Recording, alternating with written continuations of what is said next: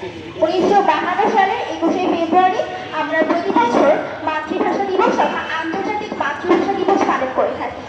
কিন্তু এই আন্তর্জাতিক মাতৃভাষা দিবস একদিনে আমাদের কাছে আসেনি। 1947 সালে ভারত উপমহাদেশে ভারত এবং পাকিস্তান দুইটি রাষ্ট্রে বিভক্ত হয় এবং পাকিস্তান দুটি অংশে বিভক্ত হয়। দুটি হচ্ছে পূর্ব পাকিস্তান তথা বাংলাদেশ এবং পশ্চিম পাকিস্তান।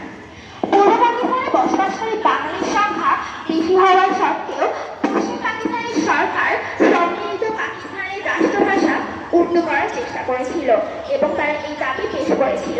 কিন্তু আপাতত বাঙালি জনতা এই দাবিকে প্রত্যাখ্যান করেছিল এবং বাংলাকে রাষ্ট্রভাষা করার দাবিতে প্রতিবাদী হয়ে উঠেছিল।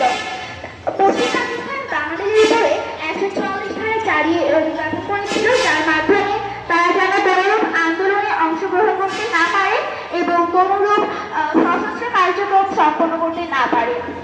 কিন্তু বাঙালি জনতা তাদের মাতৃভাষা বাংলাকে সম্মান জানাতে এবং বাঙালি জনতা তাদের মাতৃভাষা বাংলাকে রাষ্ট্রভাষা করার জন্য নিজেদের প্রাণ বিসর্জন দিয়েছেন।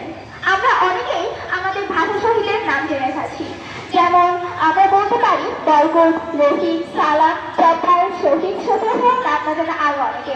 আমরা এটাও জেনেছি যে আমাদের ভাষা শহীদেরা কিন্তু সকলেই বিশ্ববিদ্যালয়ের ছাত্র ছিলেন। তারা কিন্তু যদি নিজেদের বাংলা ভাষাকে রাষ্ট্রভাষা করার দাবিতে রাজপথে না নেমে যদি নিজেদের ভবিষ্যৎ নিয়ে কাজ করতেন, হয়তো তারা অনেক ভালো থাকতেন।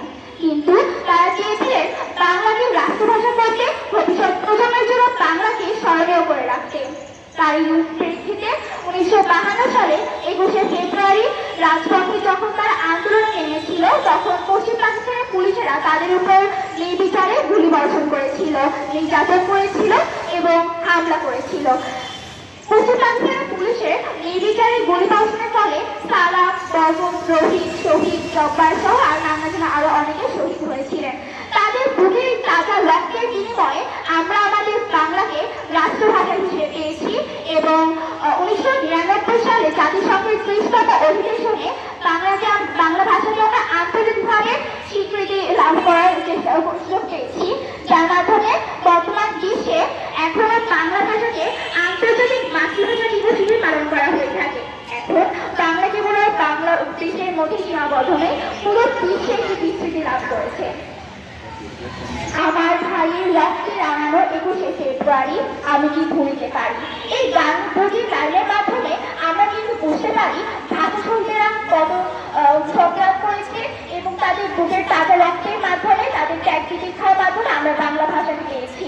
এই জন্য আমাদের উচিত বাংলা ভাষার প্রতি সম্মান প্রদর্শন করা। ইংরেজি ভাষাকে আমরা ব্যবহার করব, কিন্তু বাংলা ভাষাকে সর্বোচ্চ ব্যবহার করা, বাংলা ভাষায় সম্মান প্রদর্শন করা, ভাষা শহীদের প্রতি সম্মান প্রদর্শন করা এবং ভাষা শহীদের মতো আমাদের দেশপ্রেমিক হতে হবে, যাতে আমরা আমাদের বাংলা ভাষাকে রক্ষা করতে পারি, বাংলাদেশের জন্য কাজ করতে পারি। সকলকে ধন্যবাদ। আসসালামু আলাইকুম।